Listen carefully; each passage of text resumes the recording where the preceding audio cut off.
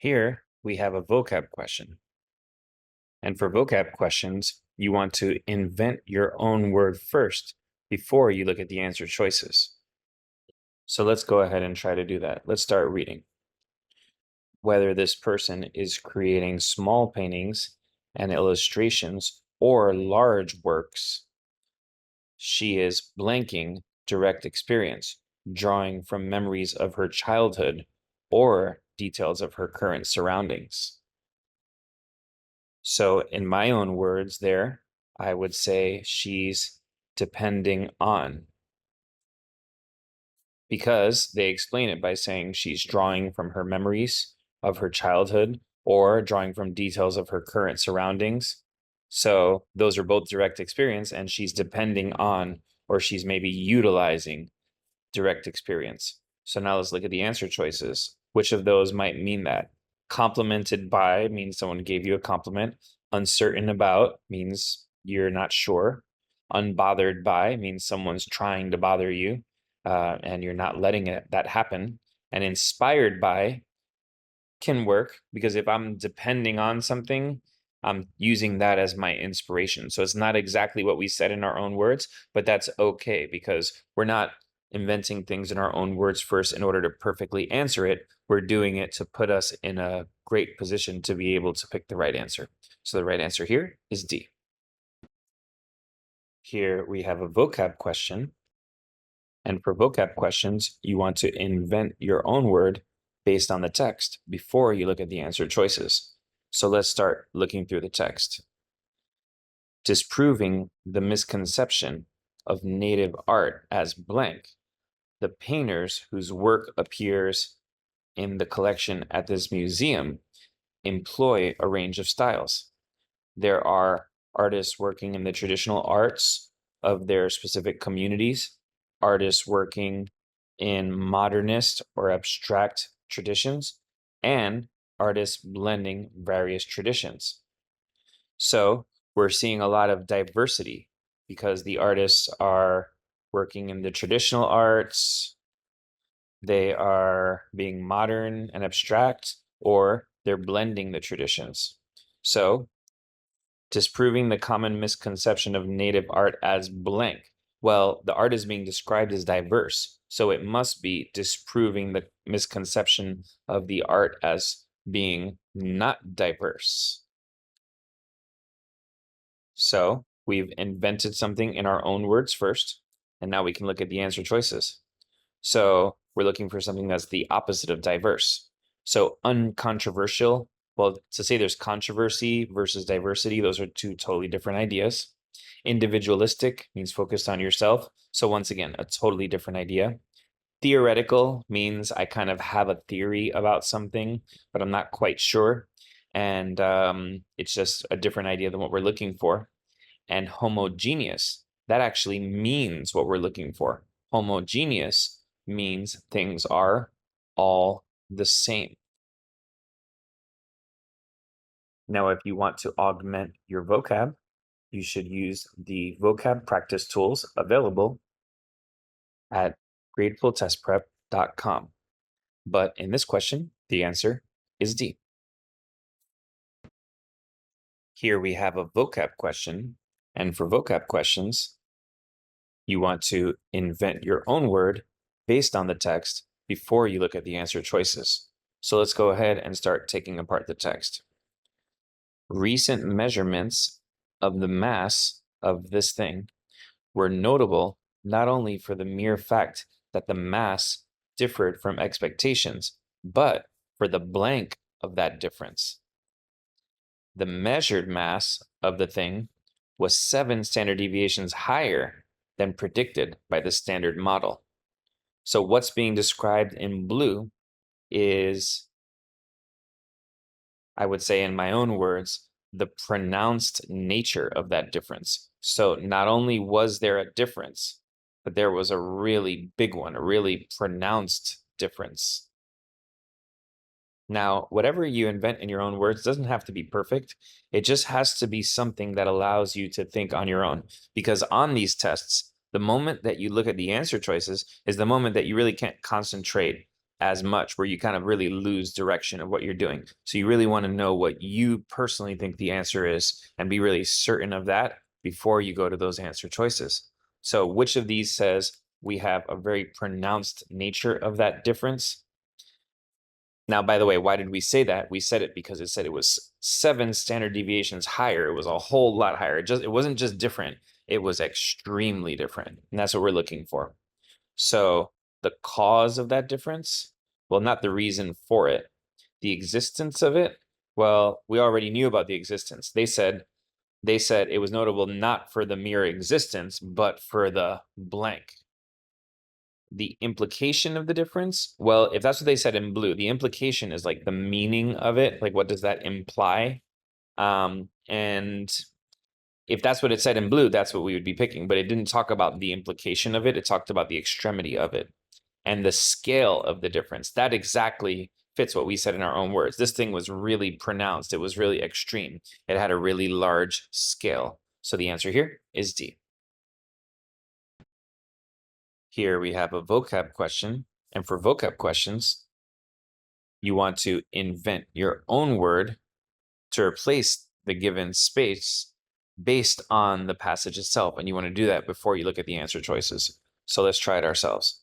Birds sing to communicate over great distances. For this reason, researchers believe that birds in dense habitats sing at lower frequencies than those in sparse habitats, since the dense vegetation tends to blank the distance that the high frequency sounds can travel. So they sing at the lower frequencies because there's something wrong with the higher frequencies. And that's because the dense vegetation, it must not allow them to cover that long distance. In the beginning, it says they communicate over potentially great distances. So there must be a problem with the dense vegetation. It must leave the birds unable to cover that distance, or it must lessen the distance that the sounds can travel. So because the dense vegetation is lessening the distance the high frequency sounds can travel, that's why they use low frequency sounds. So in my own words, I'm using the word lessen. To exceed is to go beyond something. To diminish is to lessen something. To encompass is to include something. So for instance, this class encompasses many things, and to conceal is to hide. So diminish is similar to lessen, and so the answer here is B. Starting this question out, we want to always start with the prompt. And the prompt is this part right here. It's the real question that they're asking you. Because depending on what they're asking you, that's going to really color how you read. So here, we're looking for the main purpose. That means we want an even more general read than we normally do. So let's go ahead and start looking through. So this text is from a 1943 novel. There's a young girl who's visiting the library.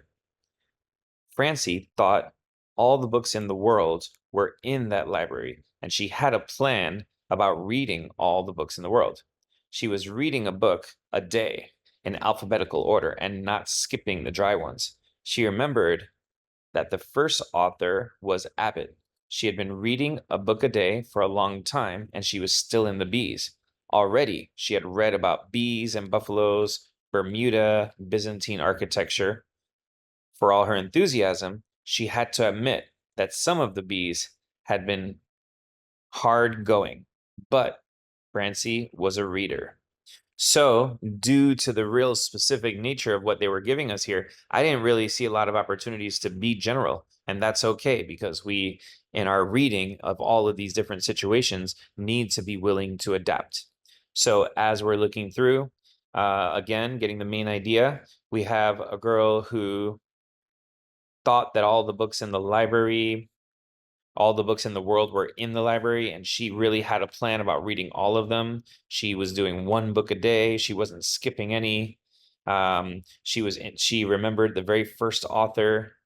She was still in the bees, but already she had done so much, and they show all the different things that she was interested in from what she read. She was very enthusiastic, but she had to admit that some of the bees were very hard, but she was not going to give up. So we're seeing a story of someone who's really enthusiastic and who's also persevering, because at the very end, it says that this was a little difficult, but she was a reader. In other words, but she wasn't going to give up.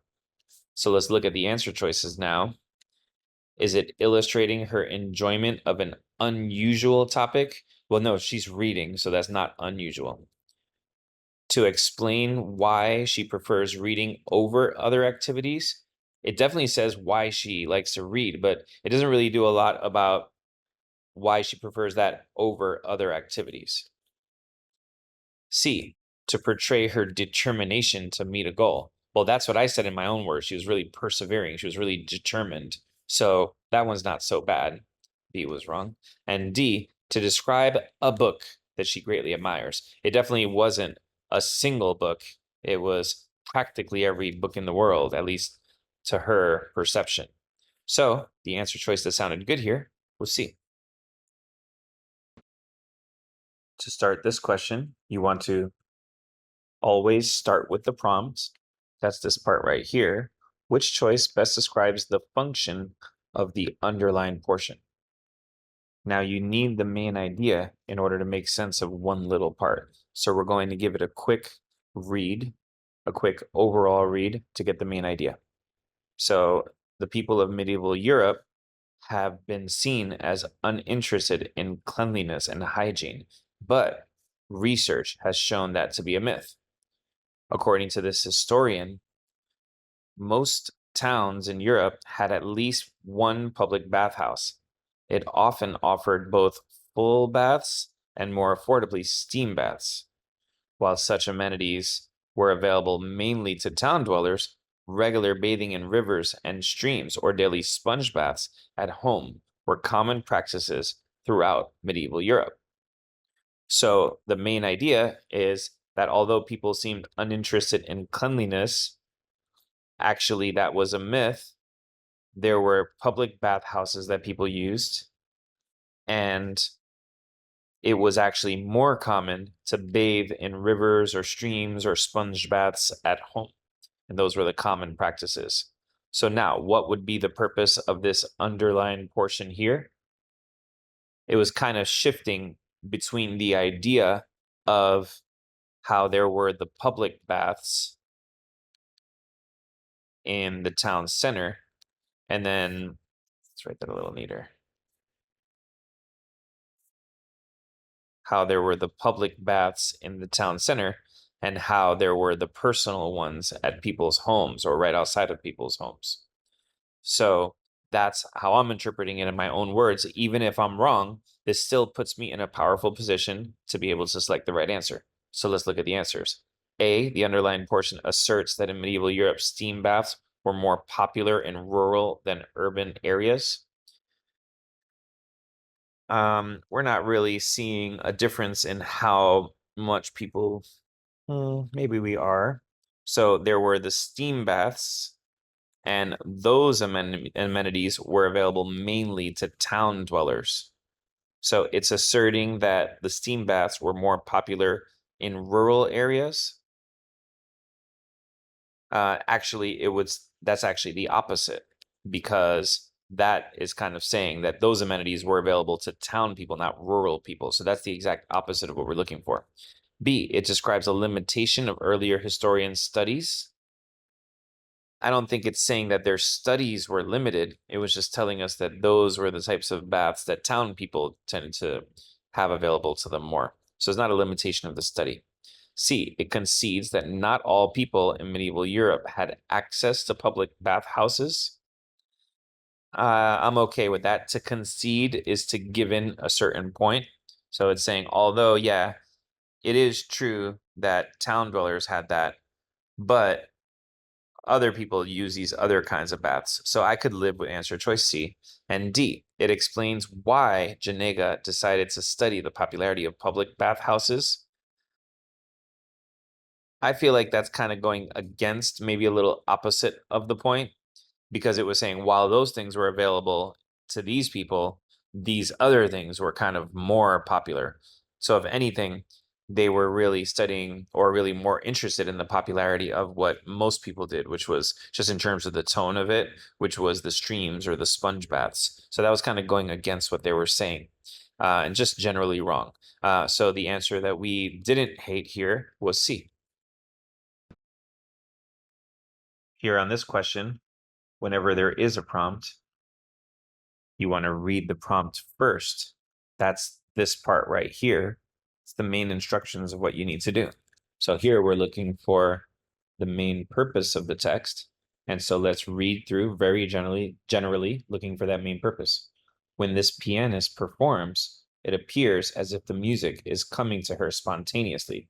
She's highly skilled, but because of how freely she plays and her willingness to take risks, she seems relaxed. Her apparent ease, however, is due to a tremendous amount of preparation. Despite her experience and virtuosity, she never takes for granted that she knows a piece of music. Instead, she approaches it as if encountering it for the first time and tries to understand it anew. So, we're getting a description of this artist who seems to be better than everyone else. So, when she performs, it appears as if the music is coming to her. She's very skilled, but she plays very freely and she takes a lot of risks, so she seems relaxed and natural. Her apparent ease, however, is due to a lot of preparation. So we have someone who just seems so naturally talented and free, but secretly there's a lot of preparation that goes into it. She approaches the music as if she's encountering it for the first time and tries to understand it anew. So I think right there, they're basically expressing that she puts a ton of work into what she does. So let's start looking at the answer choices. Is it providing details about how she identifies which pieces to perform? It's not about how she picks her songs. It's about how she comes across as so naturally gifted and effortlessly good. B, to assert that her performances look effortless because of how she prepares for them. Well, that's pretty good. That's exactly what I said in my own words just a second ago. C, to discuss the kinds of music she feels most comfortable encountering. It wasn't about the type of music that she's comfortable with. And D, to describe the unique way she approaches music she hasn't performed before.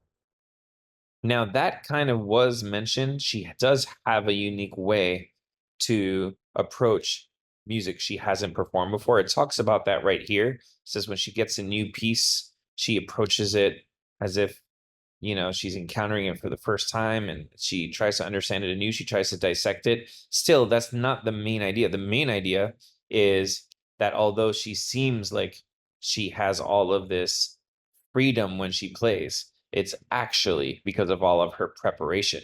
And then this detail here was given as an example of her preparation. So it wasn't the main idea, it was an example supporting the main idea. So the answer we're left with is B.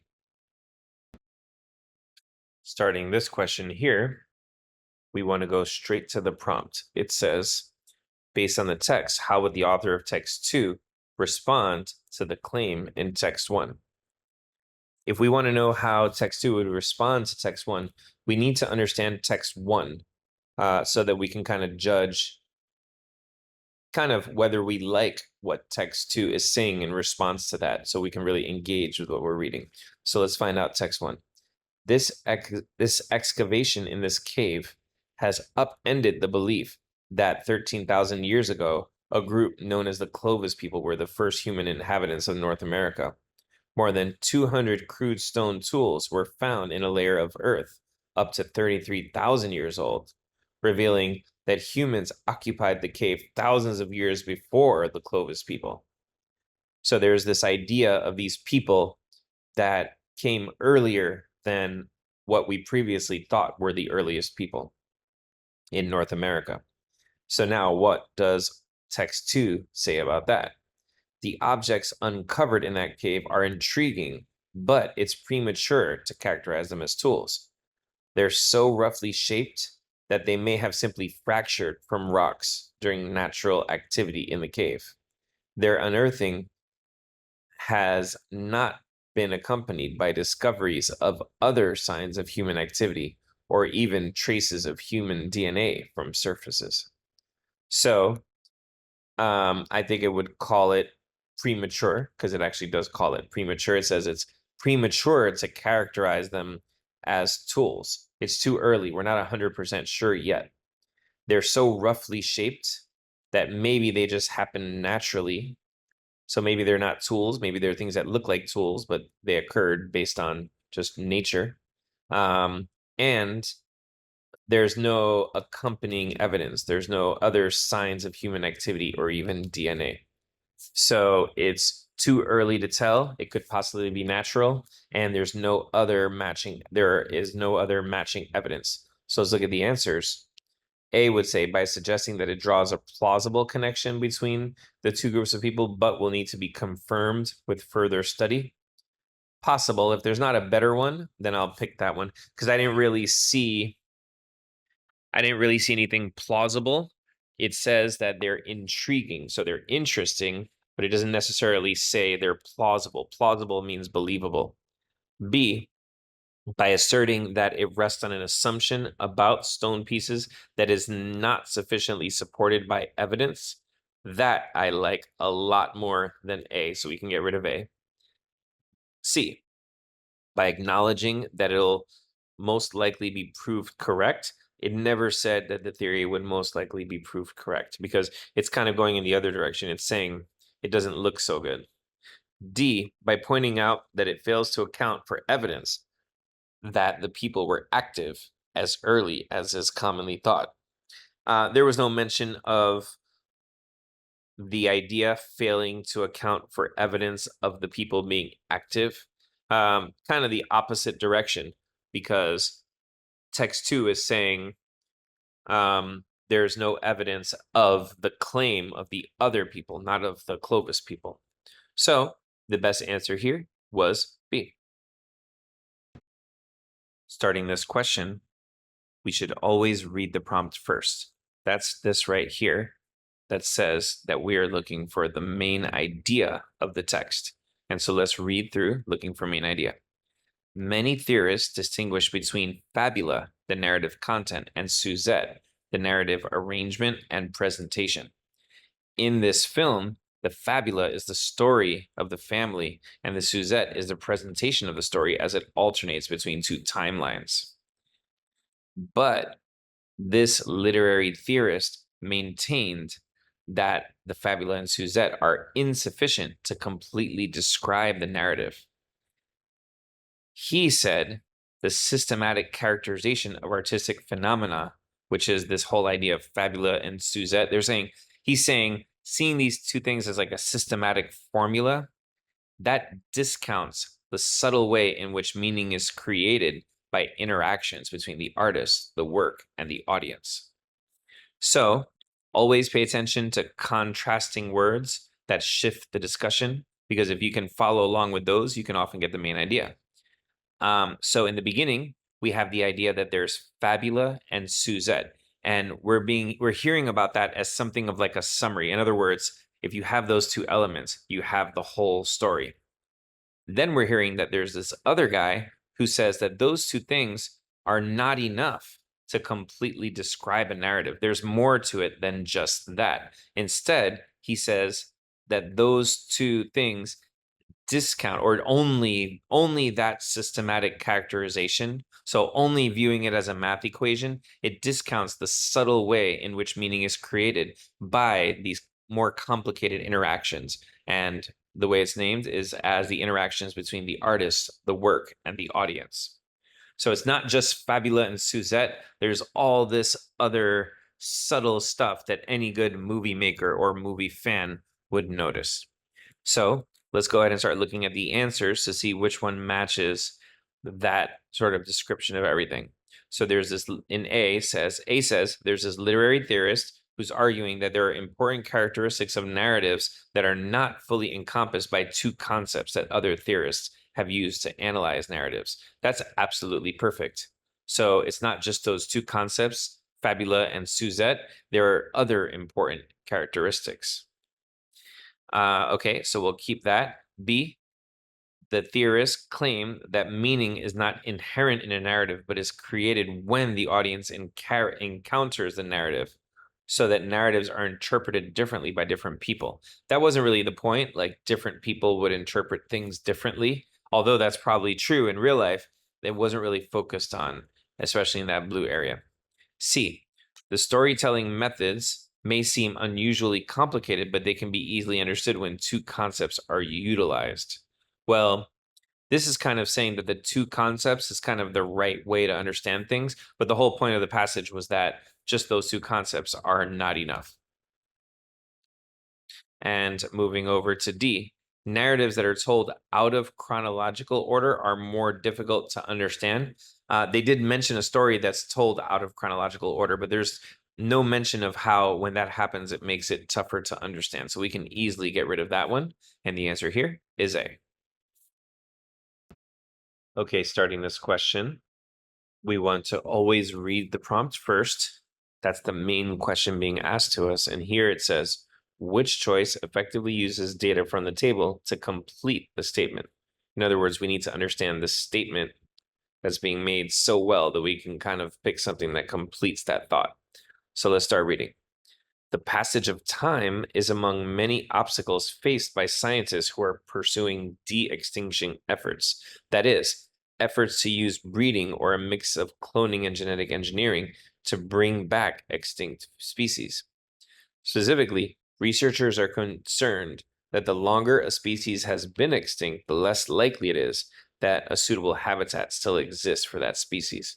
Among candidate species for de-extinction, this problem would be especially concerning for. So what's the problem again? The problem is the passage of time. Researchers are concerned that the longer the species has been extinct, the less likely it is that there still is a suitable habitat. So this is especially concerning for whichever one has been extinct for the longest period of time. And looking at the graph here, that would be the saber-toothed cat, which went extinct 11,000 years ago. And answer choice B says exactly that. Starting this question, you want to start with the prompt whenever there is one. And here the prompt is asking, which quotation most effectively illustrates the claim?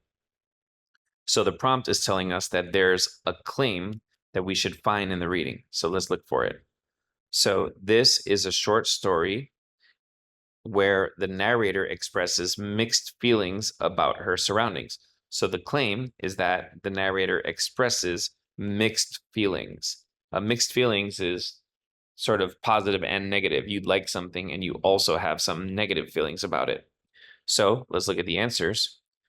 A says the wallpaper has a sub pattern in a different shade, an irritating one, for you can only see it in certain lights and still not clearly. So this one's only negative. So we're looking for mixed feelings, positive and negative. B, by moonlight, the moon shines in all night. When there is a moon, I wouldn't know it was the same paper. So this is an observation, which is that the wallpaper, I guess, looks different in the daytime versus the nighttime. But we're looking for mixed feelings. We're looking for something positive and negative. C, I'm getting quite fond of the big room. That's positive. All but that horrid wallpaper. So that's negative. So here we have the mixed feelings of positive and negative, which is what we were looking for.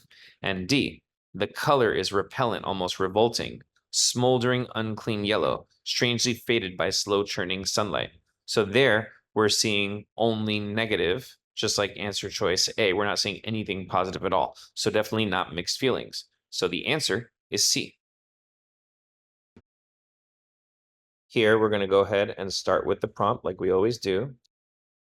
And the prompt says, or asks, which choice uses data from the table to complete the comparison? So we need to know what comparison is being made. So let's start reading. The only flowering plant species native to this place grows grow in places where the earth remains free of ice for much of the year. This botanist wondered how the warming of the climate had affected those places. So she visited a site, first in one year, then in another, to count the number of plants growing there. She found that the area of land covered by the species had expanded during the 9-year period. While both species likely benefited from warming temperatures, this particular one did what? So, of course, we're not reading in a word for word sense. Our style of reading has to do with the idea that we believe that your visual side of your brain sees every single word, while the auditory side of your brain can only do a couple of things at once. So, by reading everything with your eyes and only pronouncing certain words in your inner monologue, it puts you in a much better position to understand what you're doing because you're not overloaded with details while you read. So, we're going to go ahead and look at the data. Both species benefited from the warming, and that makes sense because we have a % increase in both of them. But this particular one, which is right here, had a bigger increase. So in my own words, I'll say it had a bigger increase than the other one. So which answer says that? So the bigger one suppressed the growth of the other one. There would be no evidence to see that one of them suppressed the other. B, it saw a greater expansion than the other one, increasing the area of land it covered by more than half. That makes sense because it's 55%. That's more than half. C, showed a greater increase in the average size of individual plants. Well, it had an increase, but it wasn't an average size of individual plants. It was in area covered. So we can get rid of that one. And D says it covered land newly freed from ice at a rate 55% faster. And once again, it didn't do this. It did this, which is exactly what we saw here. The area of land that it covered matches what was in the label for the chart. So the best answer is B. So here on this question, of course, we're going to read the prompt first. And the prompt says, which finding would most directly support the idea being advanced? So let's go ahead and find out what that idea is. As media consumption has become increasingly multi-platform and socially mediated, active news acquisition has diminished in favor of an attitude known as news finds me, in which people passively rely on their social networks and ambient media environments for information about current events. These researchers examined data on a group of adults to determine their strength of news find me attitude, political knowledge, and interest. Although no major election took place sufficiently near the study for them to identify causality between news find me and voting behavior, they did posit that news find me may reduce voting probability through an indirect effect. So what is the idea being advanced?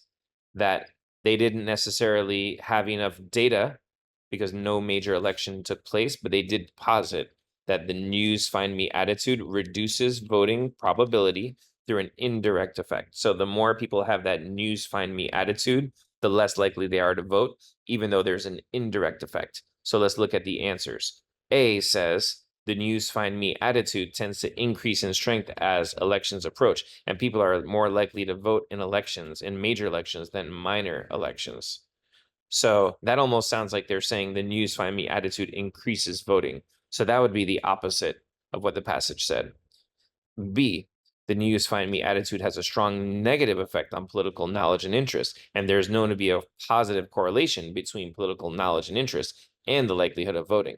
So this one is saying that if you have the news find me attitude, you have a negative effect on political knowledge and interest. So people with the news find me attitude know less about political knowledge and interest, and you need political knowledge and interest to have a higher likelihood of voting. So therefore, if you have a news find me attitude, you'll have a lower likelihood of voting. So that sounds pretty good. And let's look at C. Political interest is known to have a positive effect on the likelihood of voting, but shows only a weak effect on political knowledge. And news find me attitude shows little correlation with either of those things. So little correlation means it doesn't matter, so we can get rid of that answer. D, the likelihood of voting increases as political knowledge increases, and the relationship between the news find me attitude and political knowledge tends to strengthen as the size of the people's social networks increases. So once again, this one, if you put together all the sequences and that thought process there, they're saying that with the NFM, the news find me attitude, that's strengthening.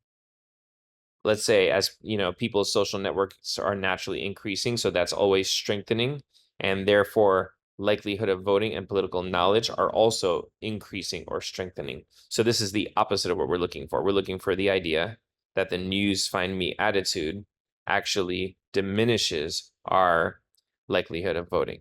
So the answer that sounded good to us was B. To get started, we should read the prompt first. And the prompt here says, which choice most directly completes the text? Now, that kind of sounds like they're asking us to predict what comes next, and sometimes they are. But on most of these complete the text questions, they're really just asking you to demonstrate that you understood the main idea. So you can think of these as main idea questions. So let's start reading. In dialects of English spoken in Scotland, the R sound is strongly emphasized when it appears at the end of syllables or before other sounds. English dialects of the upland South, a region stretching from Oklahoma to West Virginia, place similar emphasis of the R at the end of syllables and before other consonant sounds. Historical records show that the upland South was colonized largely by people whose ancestors come from Scotland. Thus, linguists have concluded that. So, thinking in terms of summarizing this, they're saying that the English that was spoken in Scotland does something with its R sound, and the English spoken in the upland South part of the United States does the same thing with its R sound, and they're also saying historical records show that the upland South was colonized by people from Scotland. So, what are we imagining is going to happen? We're saying that sort of pronunciation came from the Scottish people.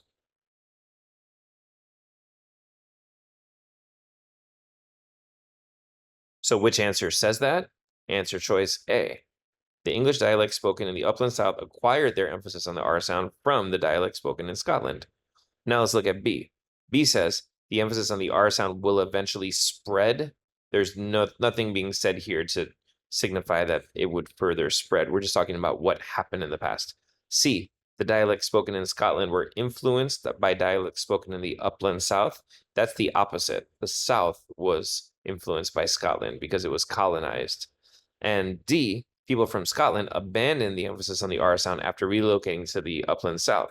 Well, that wouldn't make sense because then the influence over the way they're speaking in the South wouldn't have taken place. So B, C, and D are all ridiculous, and the answer is A. To start this question, we'll read the prompt first, and the prompt asks, which choice logically completes the text? Most times, this prompt is just simply asking us to demonstrate that we understand what the text was saying. So let's go ahead and do that. Let's go ahead and read so we can understand. So this anthropologist investigated the evolution of the appendix, an organ present in mammals, but it's generally thought to have no function.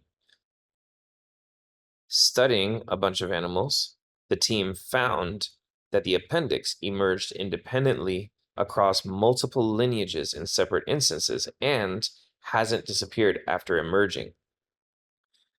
They determined that species with the organ tend to have higher concentrations of lymphoid tissue, which supports immune responses.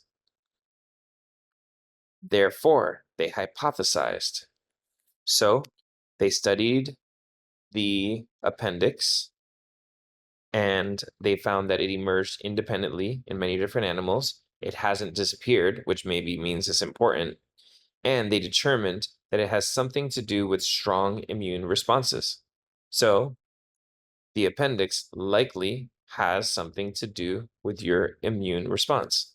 And let's look at the answers. A, it was once present in many non-mammal species, but has disappeared from those lineages. Well, they specifically said once it appears, it doesn't disappear.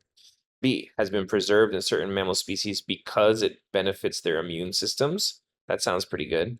C, will emerge in a greater number of mammal species because it may serve a necessary function in the immune system. That's probably true, but that's taking a leap from what we read. If there were no better choice, I actually would pick it. But if there is a better choice, and there is right here in B, then I'm not going to pick it because it would be kind of the next step in the argument that hasn't yet been spelled out. So we don't want to be risky and take that. D, the appendix produced higher concentrations of lymphoid tissue in mammals in the past than it does currently. We didn't really see anything about the past versus the present in terms of how much lymphoid tissue there would be. So the answer here is B. To start this question, we'll always read the prompt first. And here, the prompt is basically telling us, find the one that works the best grammatically. So this is a grammar question here.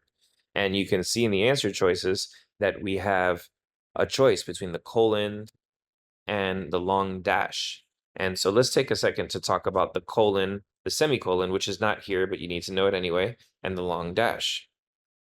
The semicolon is used for two independent clauses. By the way, a clause has a subject and a verb, like John jumped or he fell.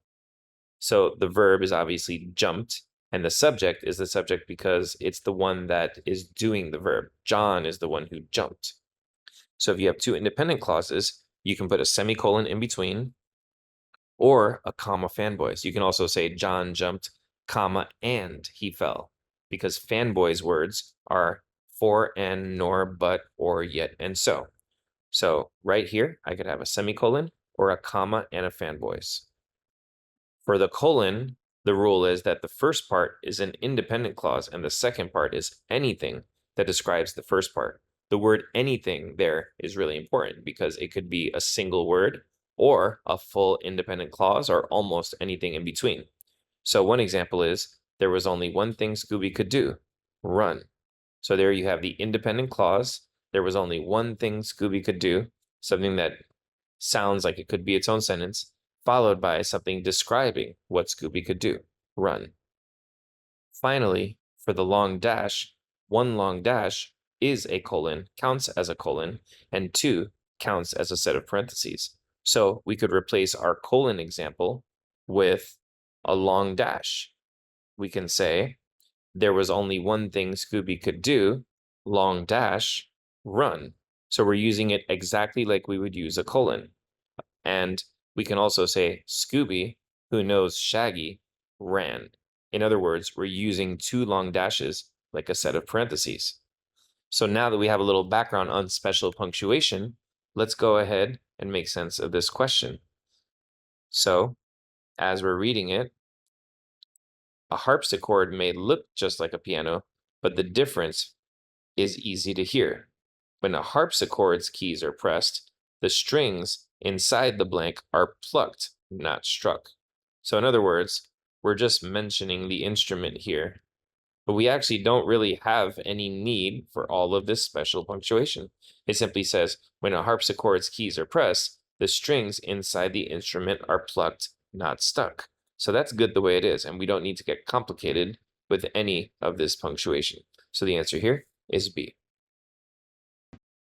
So for this question, we always read the prompt first, and here the prompt is asking which of these choices conforms to the conventions of English. So which one follows the rules of grammar? And this question is about subject-verb agreement. So for this particular one, we don't really need the whole passage, but we're seeing it's an example of an anti-metaboly, a writing technique that blanks emphasis by repeating a statement in a reversed order. So what is the word that is doing something right here? So once again, they told us This thing we just talked about is an example of an antimetaboly.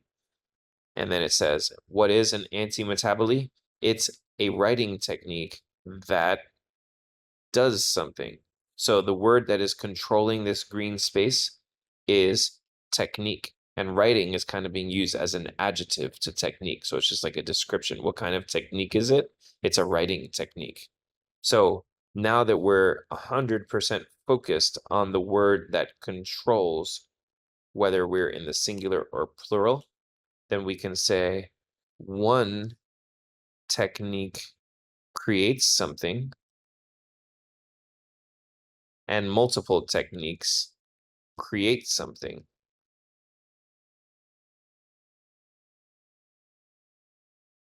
So in other words, one thing does something and multiple things do something. So the answer here is D. So to start this question, you should read the prompt first. And here the prompt is basically telling us to look out for the grammar. This is a grammar question.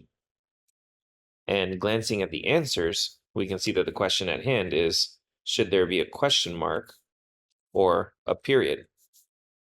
And the short answer to that is it a question or not? So let's go ahead and read a little.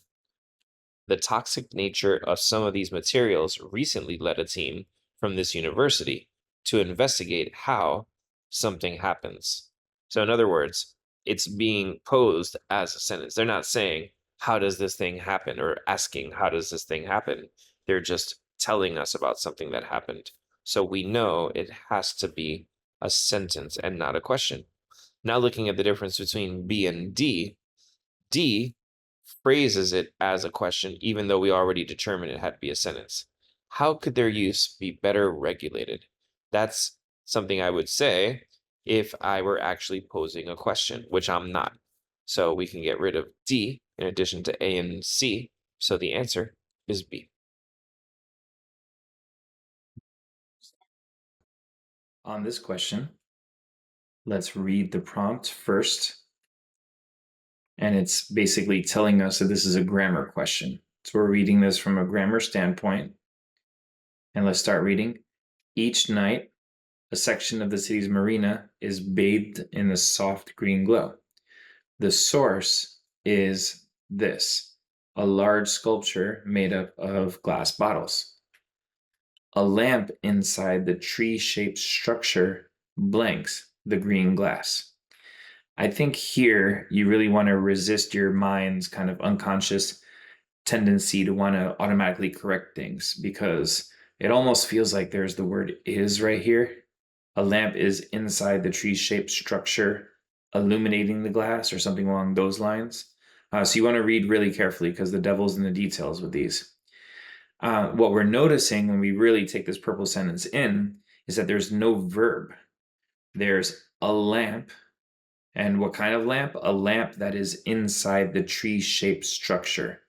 So this can all be thought of as one long noun, because all the other words are describing the lamp. So that lamp, if we don't put a verb in that space, then it's not doing anything. And so the answer is simply that lamp illuminates the green glass.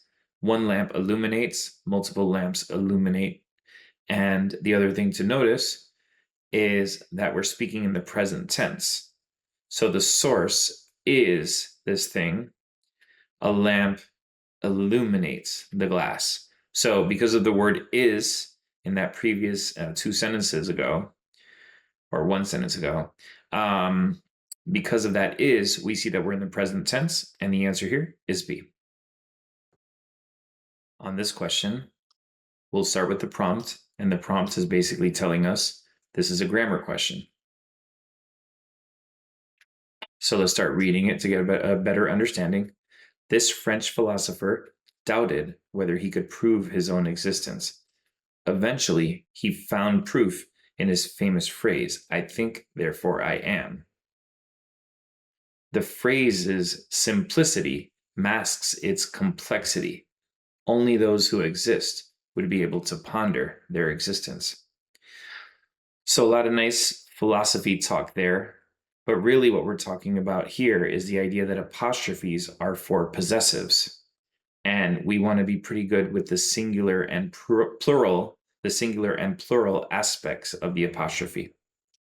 So I might have a friend and he might have a boat, and my single friend's boat is nice. So this is a single friend, singular. And what you'll see is that there's a singular word before the apostrophe ever comes into that word. On the other hand, I might have multiple friends, and my multiple friends' boats are nice. So, of course, that's not how you say it. But the point is that before the apostrophe comes into play, we already have the plural word there. In any case, with a few exceptions, the important exception is the word it, but with a few exceptions, if something belongs to your word, then it's a possessive and it should get an apostrophe. So here, the phrase is simplicity. So there's one phrase, I think, therefore I am. And that phrase has a simplicity.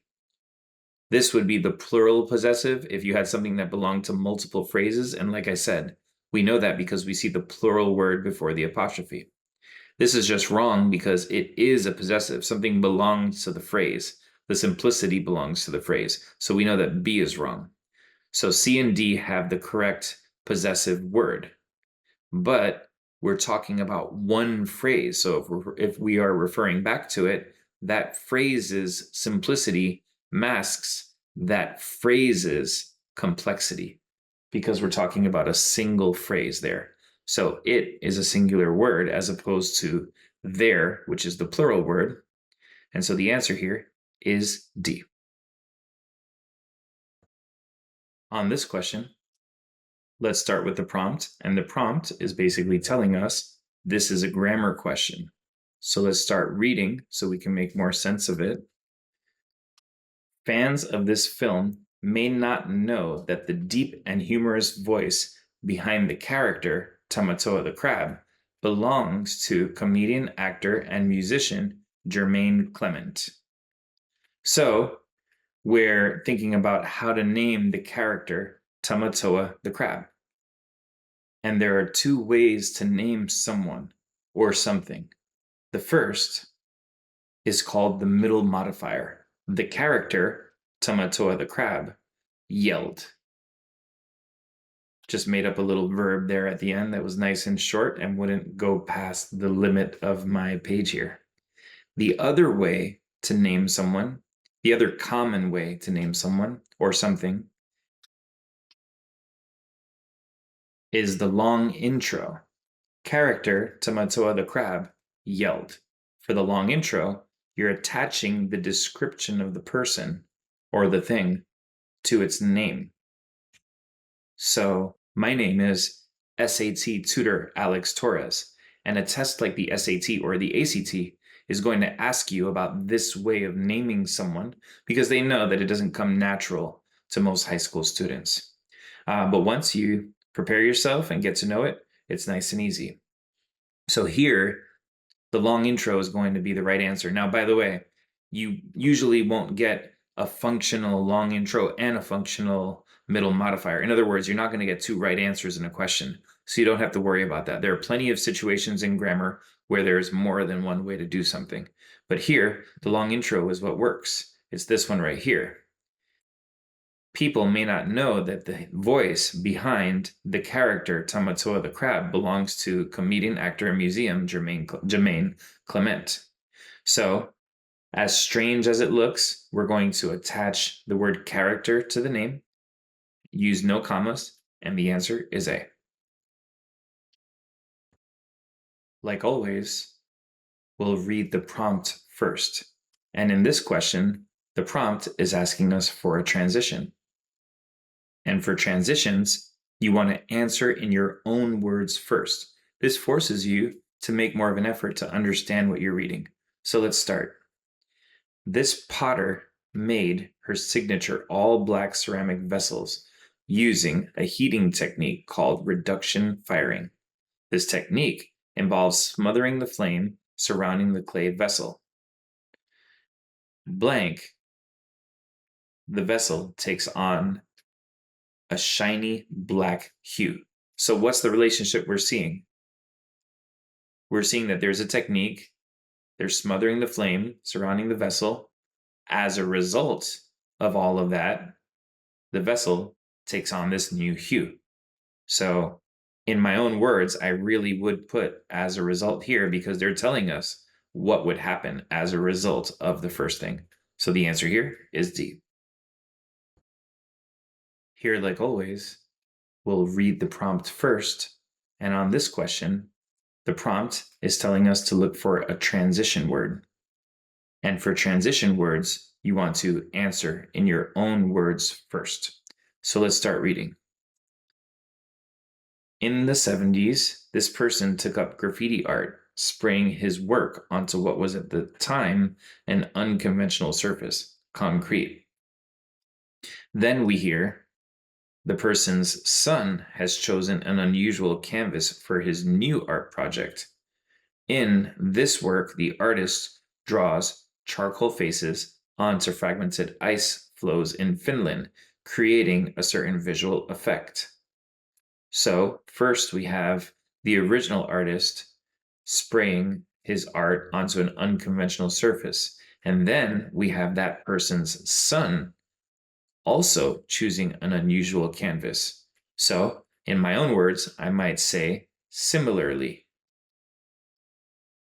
because what the son is doing is very similar to what the dad did. So, looking at the answers, likewise means the same thing as similarly, and so our answer is D. On this question, like always, we should start with the prompt. And in this situation, the prompt is telling us to look for a transition word. And for transitions, you want to invent your own word before you look at the answer choices. This forces you to truly try your best to understand what you're reading. So let's start. Here, this person, an entrepreneur during the gold rush, earned the moniker the mother of human rights in California after challenging discrimination. Blank, in 1866, she sued a streetcar company for denying her and other Black riders service, a suit she eventually won when the Supreme Court declared it was illegal, basically, to do that. So, what's the relationship between the pink and the purple? Here, I might say more specifically, because in the beginning, we're hearing that this person had earned the title Mother of Human Rights in California. And then we're hearing what was the specific instance that earned that title. And coincidentally, the answer specifically is being offered to us in answer choice D. So that's our answer. Like on every question, you always want to read the prompt first. And here, the prompt is asking us for the right transition word. For transition words, you want to invent your own word to replace the given word before you look at the answer choices. So let's start. The Incas used intricately knotted string devices called quipus to record countable information, like population and payments. Then it says they may have used quipus to record more complex information, like stories and myths, according to researchers. So, in my own words, I might say, in addition, because first we're hearing that the Incas used counting devices, and even further than that, maybe even furthermore or moreover, they've may have used those devices to record even more complex information.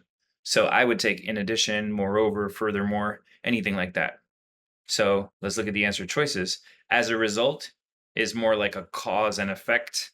This is close to cause and effect, but it's not exactly that. In other words, is when you're restating something that's hard to state and sort of trying to explain it with different words, which is not what's going on here.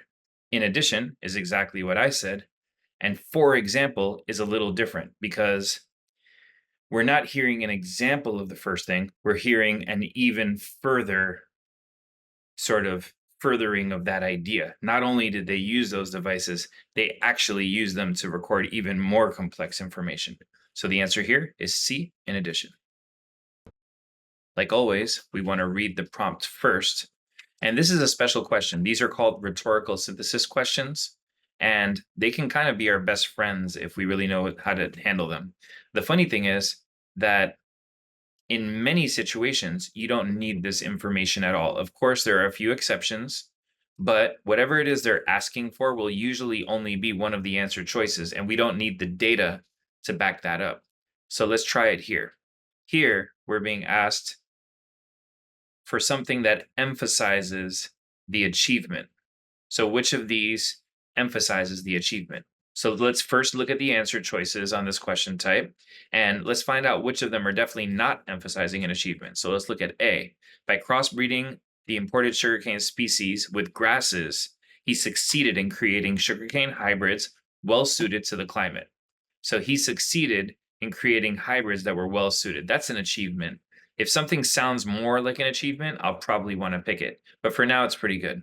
B. In the 30s, the Sugarcane Institute, which enlisted the person, sought to limit dependence on sugarcane. So this one's out. It's telling us what the Sugarcane Institute did. In no way is it emphasizing the person's achievement. Looking at C. Amal was enlisted by the Institute at a time when a local variety of sugarcane needed to be produced. So he was enlisted at a very special time. No emphasis on his achievement. Now looking at D, as part of efforts to breed a local variety of sugarcane, an imported sugarcane species called this was crossbred with grasses native to India. So this is what happened. The person did a crossbreeding. There's no real mention of it as an achievement. It's more of a reporting of what happened. So this is definitely not the right answer. So suddenly, A is looking a lot more attractive, and that'll be our answer. Here, we'll start by looking at the prompt like we always do, but this particular question is different. This is a rhetorical synthesis question. When you have this sort of data and they're asking us which answer choice uses the data to do something, those are rhetorical synthesis questions. And the funny thing about them is that in many situations, the grand majority of situations, we don't really even need to read this part. Of course, there may be a few moments that we do. But let's go ahead and give this a try. We're looking, let's make this a little easier to read. We are looking for something that specifies how the salt enables energy storage. So it's telling us the manner in which the salt enables the energy storage. So let's look at the answers. Let's get rid of any answers that don't explain that type of idea. So A, scientists have developed a freeze-thaw battery that contains molten salt, which liquefies when heated and solidifies at room temperature. So it's giving us a lot of details of the molten salt, when it liquefies, when it heats, but it's not being specific about how that functions to store energy.